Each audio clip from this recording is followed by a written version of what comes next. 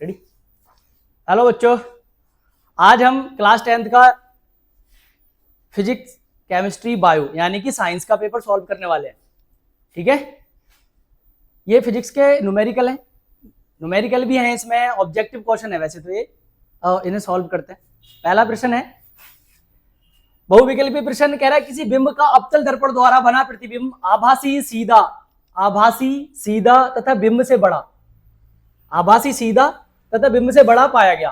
बिंब की स्थिति कहां होनी चाहिए? तो सबसे पहले हमें आभासी का मतलब पता होना चाहिए। बहुत सारे ऐसे बच्चे होते हैं जिन्हें आभासी का मतलब नहीं पता होता। आभासी क्या, आभासी क्या? आभासी का मतलब यह है जिसका हमें आभास होता हो बट रियल में वो ना हो। आभासी का मतलब जिसका हमें आभास हो बट रियल में वो नहीं हो, उसे बोलते हैं आभासी। बिंब, बिंब मतलब इमेज, फोटो, जहां बन रही है फोटो, बिंब को फोटो बोलते हैं। वस्तु ऑब्जेक्ट होता है इंग्लिश में, अगर कोई इंग्लिश समझ रहा है तो इस तरीके से। तो ये अवतल दर्पण की बात चल रही है, इसमें कह रहा है किसी बिंब वस्तु, किसी बिंब का अवतल दर्पण द्वारा बना प्रतिबिंब आभासी सीधा तथा बिंब से बड़ा पाया गया। बिंब की स्थिति कहां होनी चाहिए, यानी कि कह रहा है ये बिंब जो वस्तु जो है, वस्तु कहां रखी होनी चाहिए ताकि अवतल दर्पण में जो उसका इमेज यानी कि फोटो बने या प्रतिबिंब बने वो वस्तु से बड़ा हो, आभासी हो और सीधा हो। तो बच्चों एक ये अवतल दर्पण में सारी जो कंडीशन है उनमें सब में वस्तु से छोटा बनता है प्रतिबिंब, उल्टा बनता है, सीधा बनता है और वास्तविक बनता है। क्या? तीन चीजें याद रखना, वस्तु से छोटा, वस्तु उल्टा और वास्तविक। यही एक कंडीशन ऐसी है जहां पे हम अगर वस्तु को अवतल दर्पण के ध्रुव, पोल, ध्रुव और फोकस के बीच में, ध्रुव और फोकस के बीच में जब हम वस्तु को रख देते हैं तब जाके उसका आभासी और सीधा और वस्तु से बड़ा प्रतिबिंब बनता है। जैसे मानो ये दिख रहा है कलर, हाँ, तो ये अवतल दर्पण बना दिया मैंने एक।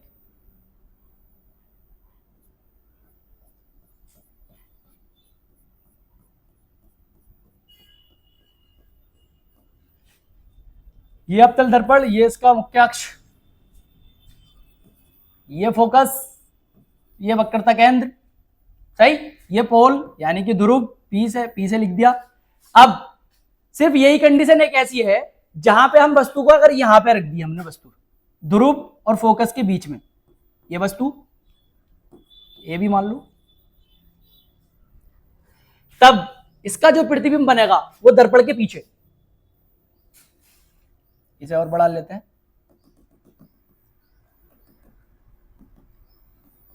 ये डॉट डॉट से दिखाने का क्या मतलब है? इसका मतलब यही है कि ये आभासी है, ठीक है, और वस्तु से देखो बड़ा है, ये सीधा भी है, आभासी, वस्तु से बड़ा, इस तरीके से। तो ये कंडीशन है जो वस्तु से बड़ा, आभासी और सीधा बनता है। और इसकी कंडीशन बताता हूं अवतल दर्पण की। जैसे ये अवतल दर्पण है,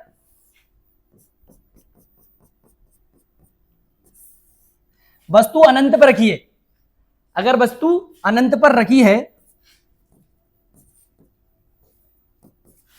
सपोज दैट वस्तु ये इधर अनंत समझो, वस्तु अगर अनंत पर रखी है तब उसका प्रतिबिंब जो बनता है वो फोकस और वक्रता केंद्र के बीच में बनता है, यहाँ कहीं, ठीक, अगर अनंत पर रखी है तो। अगर वक्रता केंद्र पर ही रखी है वस्तु अगर वक्रता केंद्र भी रखी है तो वक्रता केंद्र भी बनता है, उल्टा बनता है। मैंने बोला ना सिर्फ एक ही कंडीशन ऐसी है जिसमें सीधा और आभासी बनता है, वरना हर कंडीशन में वस्तु के पीछे बनता है, वो दर्पण के इधर को पीछे भी बनता है, आगे नहीं, सॉरी, इधर का आगे मान लिया मैंने, इधर का पीछे, मतलब ये पीछे साइड है, ये आगे, दर्पण के आगे और ये दर्पण के पीछे। तो सिर्फ एक ही कंडीशन ऐसी है अवतल दर्पण में जो मतलब वस्तु से बड़ा, सीधा और आभासी बनता है। तो इस कंडीशन को याद रखना, और यही प्रश्न पूछ लिया 2025 में, इसका ऑप्शन होगा डी। करेक्ट ऑप्शन क्या होगा इसका? डी। ठीक है, आगे बढ़ते हैं, समझ में आया होगा उम्मीद है, आगे बढ़ते हैं।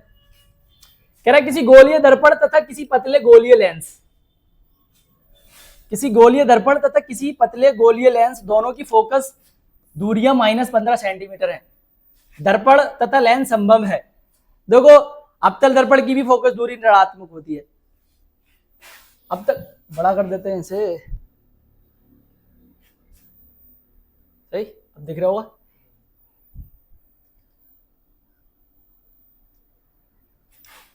तुम्हें याद होगा जो अवतल दर्पण होता है उसकी भी फोकस दूरी ऋणात्मक लेते हैं, और अवतल लेंस जो होता है उसकी भी फोकस दूरी ऋणात्मक लेते हैं। तो इसमें आगा दोनों अवतल, ऑप्शन ए दोनों अवतल। अगला आगे बढ़ते हैं।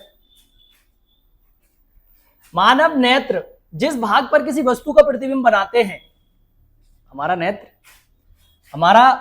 नेत्र जो है, नेत्र बोले तो आंख, मानव नेत्र जिस भाग पर किसी वस्तु का प्रतिबिंब बनाते हैं, मानव नेत्र, तो वह है, मतलब जो प्रतिबिंब, जो हमारी आंखों में जो फोटो बनता है वो किस जगह बनता है, किस भाग पे बनता है आंख के, तो वो है दृष्टिपटल। अरे क्या हो रहा भाई, दृष्टिपटल यानी कि रेटिना इंग्लिश में, तो खैर चलो ऑप्शन डी होगा इसका। आगे बढ़ते हैं, थोड़ा बड़ा कर लेते हैं इसे, ये बात दिख रहा होगा। कह रहा है विद्युत धारा उत्पन्न करने की युक्ति, डिवाइस, कह रहा है विद्युत धारा की उत्पन्न करने की ऐसी कौन सी डिवाइस या युक्ति है जिससे हम विद्युत धारा उत्पन्न कर लेते हैं, है? पहला ऑप्शन है जनित्र, दूसरा ऑप्शन है गैल्वेनोमीटर, तीसरा ऑप्शन है एमीटर, चौथा ऑप्शन है मोटर। तो बताते हैं, जनरेटर इंग्लिश में बोलते हैं जनरेटर, जनित्र को क्या बोलते हैं, जनरेटर, हिंदी में जनित्र बोलते हैं। तो याद रखना बच्चे कंफ्यूज रहते हैं कि जनित्र ये क्या चीज आ गई जनित्र, तो इस वजह से। और वोल्टमीटर जो है वो गैल्वेनोमीटर, ये विद्युत धारा को मापते हैं, एमीटर भी ये वोल्टमीटर को मापते हैं, वोल्ट को मापते हैं, ये एमीटर विद्युत धारा को मापने की डिवाइस है। मोटर तो मोटर है ही, जिससे हम घरों पे काम करते हैं, सही, मोटर बाइक जिसमें, मतलब जो मोटर तो समझ ही हो गया मोटर क्या है, तो ऑप्शन इसका होगा ए, सही, समझ में आ रहा होगा, बहुत बढ़िया। आगे बढ़ते हैं, कह रहा है निम्नलिखित में से कौन किसी लंबे विद्युत धारा, से थोड़ा सा बड़ा कर ले रहे, देखने में प्रॉब्लम आ रही होगी भाई, ये क्या हो गया भाई, कह रहा है निम्नलिखित में से कौन किसी लंबे विद्युत धारावाही तार के निकट चुंबकीय क्षेत्र का सही वर्णन करता है। पहला ऑप्शन है चुंबकीय क्षेत्र की क्षेत्र रेखाएं तार के लंबवत होती हैं, चुंबकीय क्षेत्र की क्षेत्र रेखाएं तार के समांतर होती हैं। लंबवत का मतलब ये तार है जिसमें धारा आई बह रही है, लंबवत ये हो गया, मतलब इस तरीके से ना, तो ये तो गलत है, इस तरीके से ना होता है। दूसरा है चुंबकीय क्षेत्र की क्षेत्र रेखाएं तार के समांतर होती हैं, मतलब ये चुंबकीय, ये तार है और जो बल रेखाएं हो वो भी इस तरीके से समांतर, तो ये इस तरीके का भी नहीं। कह रहा है चुंबकीय क्षेत्र की क्षेत्र रेखाएं त्रिज्य होती है, हाँ ये ऑप्शन सही है। कैसे, अभी बताते हैं किस तरीके से सही है। ये देखो, इसे साफ कर दे रहे,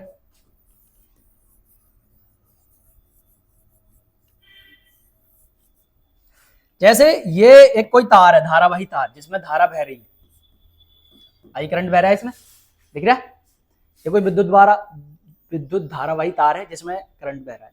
अब इसकी वो चुंबकीय बल रेखाएं निकालने के दाएं हाथ का नियम, फ्लेमिंग के दाएं हाथ का नियम याद कर लेना, हाँ तो उसी से निकालते हैं। जैसे अंगूठा धारा की दिशा में कर दिया, जो उंगलियां जो है वो इस तरीके से इस तरीके से घूम रही है, त्रिज्य, तो जो चुंबकीय बल रेखाओं की दिशा जो होगी वो इस तरीके से होगी, त्रिज्य अंदर की ओर त्रिज्य होती है। चुंबकीय क्षेत्र की संकेंद्रीय क्षेत्र, ये क्वेश्चन के अंदर, ये गलत, ये समझ गए होगा। चुंबकीय बल रेखाएं जो होती है वो तार के इस तरीके से होती हैं, त्रिज्य, रेडियली, सही।